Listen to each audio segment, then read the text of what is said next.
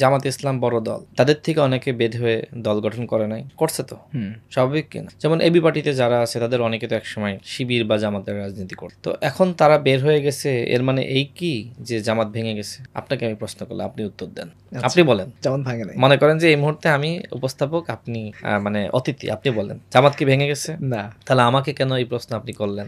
আপনাদের দলের শীর্ষস্থানীয় নেতৃত্ব যারা ছিলেন তারাই তো আসলে দুইটা ভিন্ন ভিন্ন দলের এখন যে বর্তমানে খেলাপথ মজলিসের যিনি মহাসচিব, তিনি একসময় শিবিরের সভাপতি ছিলেন।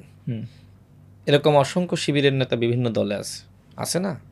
আছে কি না? আছে, আছে তো। জামাতের নেতারা বিভিন্ন দলে আছে, আছে না? আছে। তাই বলে কি জামাত ভেঙে গেছে? সুতরাং যাদেরকে কেন্দ্র করে দলটা গঠিত হয় বা একটা দল যখন একটা জায়গায় চলে আসে, তখন ওই দল আর ভাঙে না, বরং ওই দলের কয়েকজন কর্মী হয়তো মতপার্থক্যের কারণে অন্য দল গঠন করেন। তো এইটা আসলে দল ভেঙে যাওয়া না, বরং তারা আরেকটি দল গঠন করেছে। মানে এই স্বাধীনতা কি তার নাই? দল ভেঙে যাওয়া বলতে তাহলে আসলে আমরা কোনটা বুঝবো? দল তো ভাঙে না, দল ভাঙ্গার তো কিছু নেই। কেউ নতুন দল গঠন করছে মানে এই নয় যে আগের দল ভেঙে যাচ্ছে।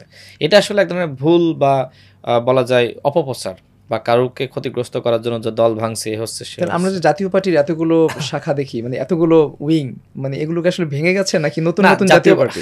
নতুন নতুন জাতীয় পার্টি আপনি বলতে পারেন, বাট আমাদের গণ অধিকার পরিষদ তো একটাই। মনে করেন কথার কথা, আমি গণ অধিকার পরিষদ একসময় আমার সাথে অনেকের হয়তো মত পার্থক্য সৃষ্টি হচ্ছে, তো আমি গণ অধিকার পরিষদ ছেড়ে দিলাম, বা নুরুল হক নূর গণ অধিকার পরিষদ ছেড়ে দিল মত পার্থক্যের কারণে। তো তাই বলে কি আপনি তখন বলবেন গণ অধিকার পরিষদ ভেঙে গেছে? গণ অধিকার পরিষদ তো একটা দল। এখন যদি আমি বের হয়ে যাই, অন্য রাজনীতি করি, তাহলে হয়তো আমি নতুন রাজনীতি করব। নুরুল হক নূর বা হাসানুল মামুন বের হয়ে নতুন রাজনীতি করলে নতুন দল হবে। এটা আসলে দল ভাঙ্গার কিছু না, জাতীয় পার্টির বিষয়টা আলাদা।